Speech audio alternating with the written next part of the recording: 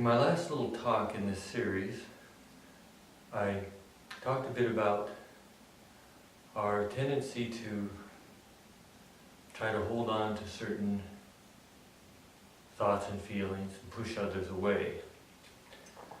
I talked about the three fires of greed, hate, and delusion and described them as getting caught up in or swept away by certain tendencies, which, by the way, can be deeply habitual and can have very deep roots in the past, in our past experiences and past choices.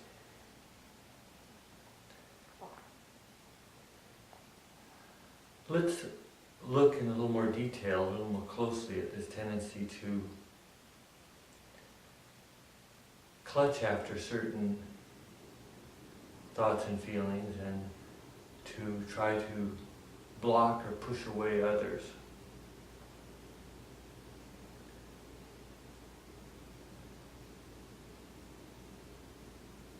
If I say that I want certain things and I don't want other things, I want certain feelings, I don't want other feelings, I enjoy certain thoughts, I don't enjoy other thoughts, memories, feelings, and so on. We can all relate to that. At that level, Buddhism calls it wanting, desiring, or craving. And that's the desire side. The not wanting side, the blocking side, is called aversion. So we have craving and aversion. In the more extreme forms, we just call them greed and hate.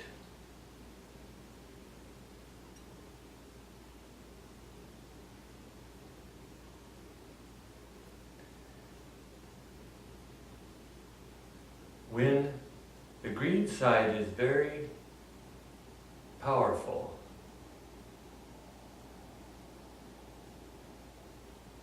when there's an I must have it, I can't get by without it, we call that clinging. And it's like, or grasping, it's sometimes called grasping. And you think about the hand that clutches onto something and won't let go.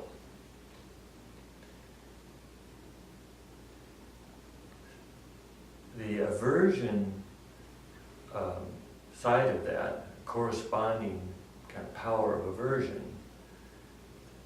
is a very strong dislike, and it can manifest in more extreme forms again as anger, rage, hatred.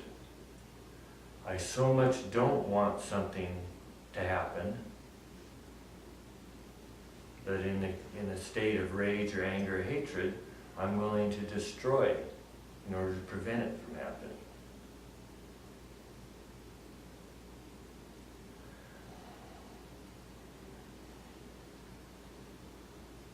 So now let's go back to talking about, we're just sitting quietly.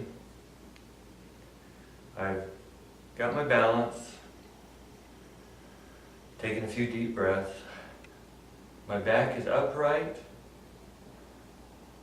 that natural little curvature in the lower back called the lumbar lordosis. My abdomen is relaxed. Taking a few deep breaths, I'm sitting there. Sitting there. Things start to well up. Thoughts, memories, perceptions, feelings start to well up. Some are more pleasant, some are more painful. The ones that I find more pleasant, I'd like to stick around. The ones that I dislike, I'd like to go away. Don't bug me.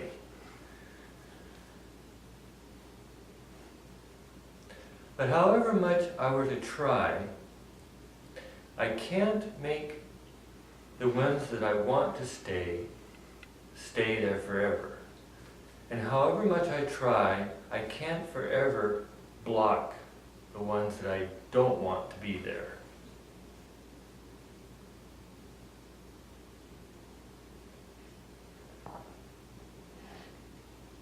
The way Buddhism describes this is in terms of impermanence, or the transitory nature of existence.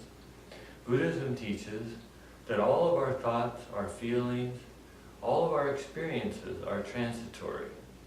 Our memories, our perceptions, sensations, all our states of consciousness, all our states of body are transitory.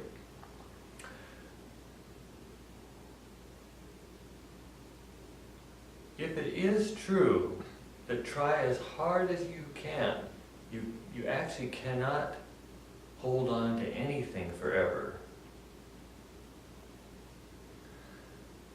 then you can say that when we sit in meditation, when we work quietly and patiently at just returning back to just sitting here, we are actually working on, not necessarily consciously working on, but we're actually doing the work that helps us accept this fact of impermanence.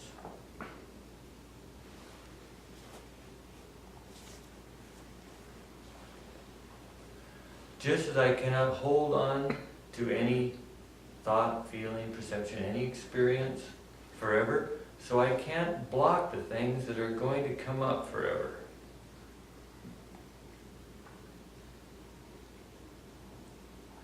Once they come up, they will have a little life in my consciousness, in my awareness, then they will pass away. They arise and they pass. So if I think in a little more detail about what is the attitude of meditation, what is the attitude that I'm cultivating in meditation, you could say that I am working, on the one hand, on the greed side of things, I'm working at letting go. Every time I catch myself having wandered off down the road, so to speak, got hijacked by a thought, I come back. Every time I do that, I have let go of something. On the aversion side of things, when I catch myself tightening up against something that's trying to arise, that is arising, if instead I open up to it and let it come up in experience, let it come up in consciousness, don't have a fight with it, then you could say that I'm working on actually welcoming or opening up to what is arising. Now, in neither case does it follow that I am judging something as being good or bad. Remember that the exercise here, the physical and spiritual exercise, is just to be still and to be present.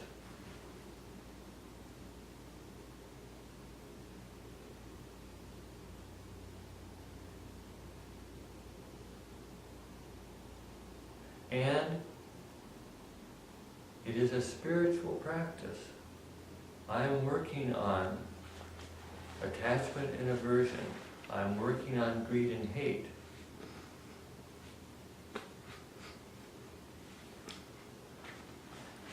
And in a later talk, I'll talk in a little more detail about how, in this whole process, I'm working on delusion.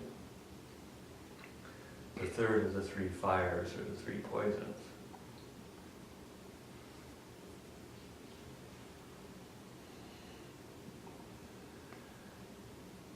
Now I want to talk a little bit more about the body for a moment in meditation, the physical position. When I have this naturally upright spine, the spiritual quality that this promotes is spiritual brightness and positivity, a spiritually upward-looking attitude. Remember, it's naturally upright, it's not rigidly upright. That's going too far. That produces a kind of artificial, harsh brightness. You want a nice, natural, soft brightness. So naturally upright, not rigid. This is not the military.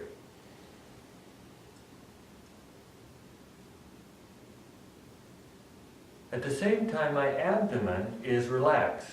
My master used to emphasize, let it hang out there. Don't worry about how you appear at this time. A lot of people, don't want to appear to have a big tummy. Well, let your tummy be just as big as it wants to be. Let it hang out there. The abdomen is relaxed and hanging out there, as it were. What this promotes is an all-embracing attitude, spiritual attitude, an opening up. And it is from this place that you welcome that which you might not normally wish to welcome.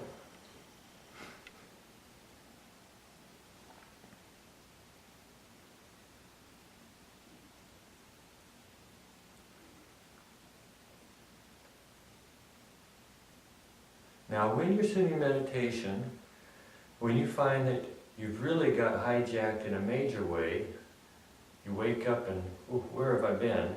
And then it keeps happening.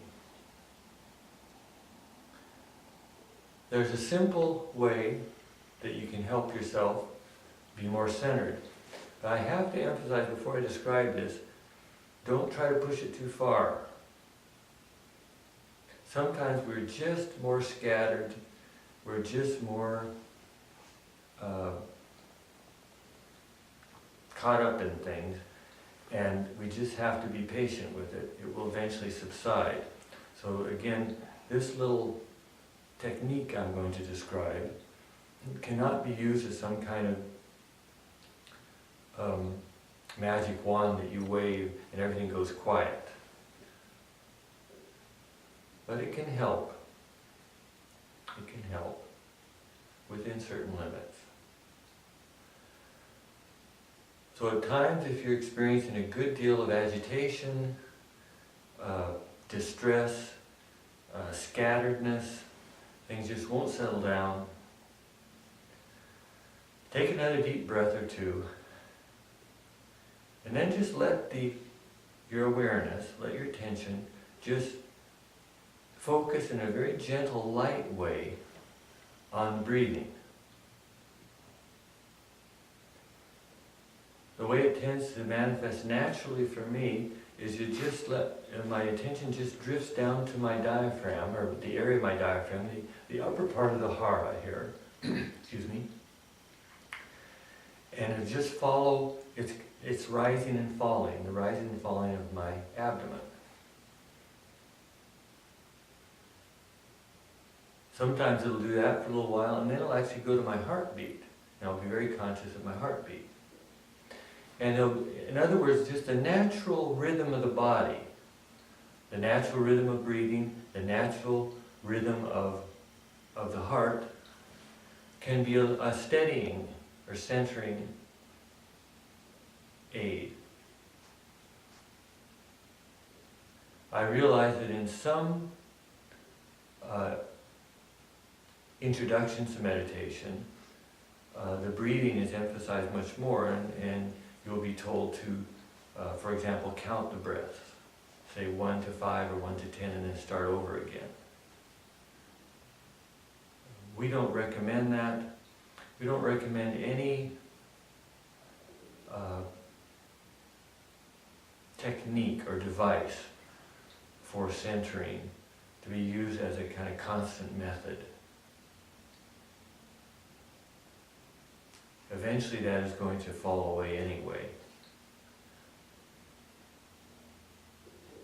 And this little,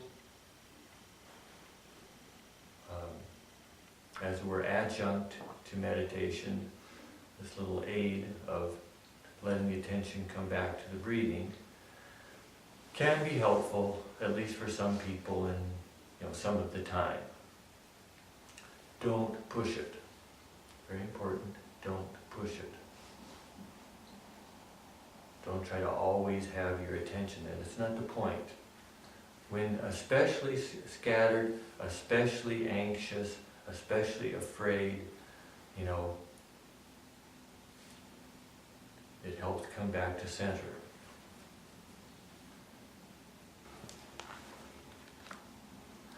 When my master trained with her master in Japan, he told her that all acceptance is the gateless gate. All acceptance is the way of the Buddhas and ancestors.